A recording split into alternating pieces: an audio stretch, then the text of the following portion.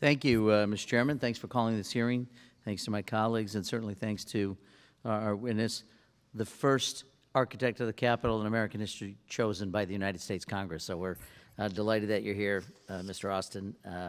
And thank you not only for being here today, but all the work that you do and your team does 24 hours a day, 7 days a week, literally 365 days a year.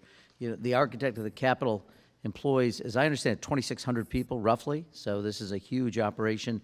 Maintenance crews, skilled tradespeople, tour guides, other professionals responsible for keeping the Capitol campuses 18 million square feet, and they are amazing. 18 million square feet of facilities, 570 acres of grounds operating safely and effectively.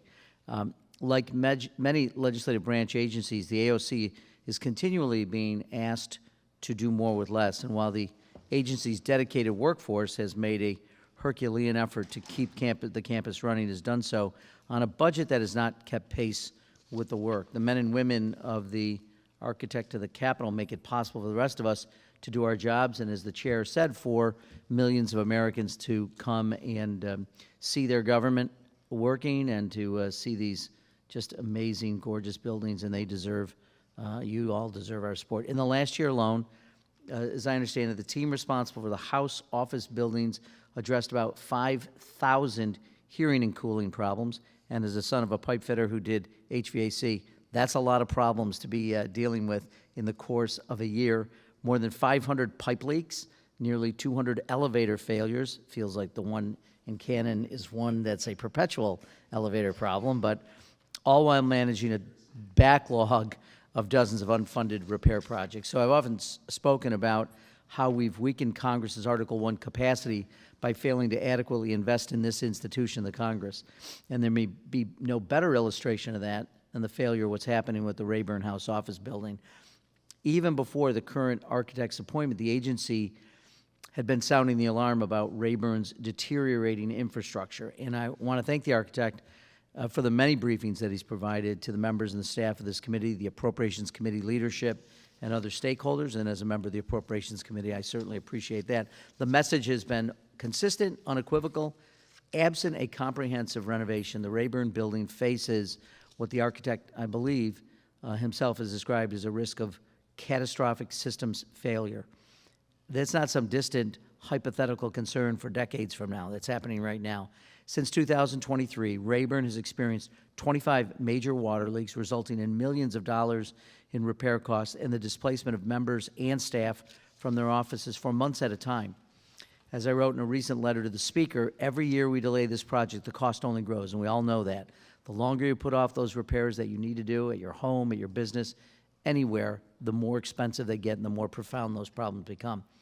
The concern over Rayburn is not limited to the AOC. In 2020, an independent panel concluded Rayburn's critical systems were already at imminent failure risk.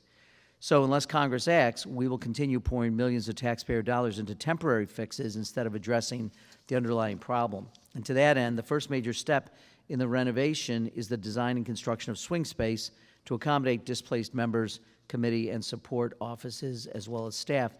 After a comprehensive study, the architect concluded the most cost-effective solution would be to build a new House office building, one I endorse and support, and one that could later serve as swing space for a future Longworth renovation, which is going to have to follow Rayburn, and ultimately become part of the permanent part of the Capitol complex.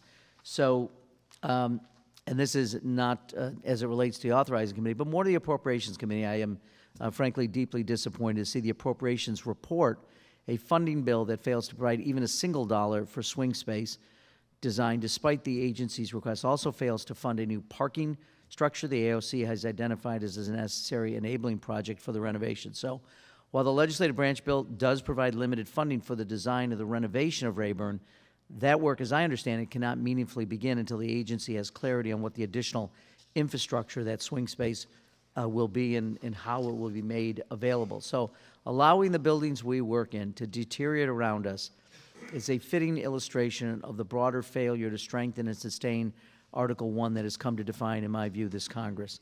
We owe it to the people who work in the building, who visit these buildings, the American people, including your employees, who keep them standing to plan and fund this work before a failure forces our hand. And it will not be pretty, as they say, when that happens. We owe this to the American people. So we cannot effectively carry out the duties they elected us to perform in the buildings that are, to quote the architect once again, at risk of catastrophic systems failure. So I look forward to the hearing. Thank you for indulging me. These are important issues. I want to thank you again for being here, for all your good work, and Mr. Chairman for holding this hearing. And I look forward to the discussion. I yield back.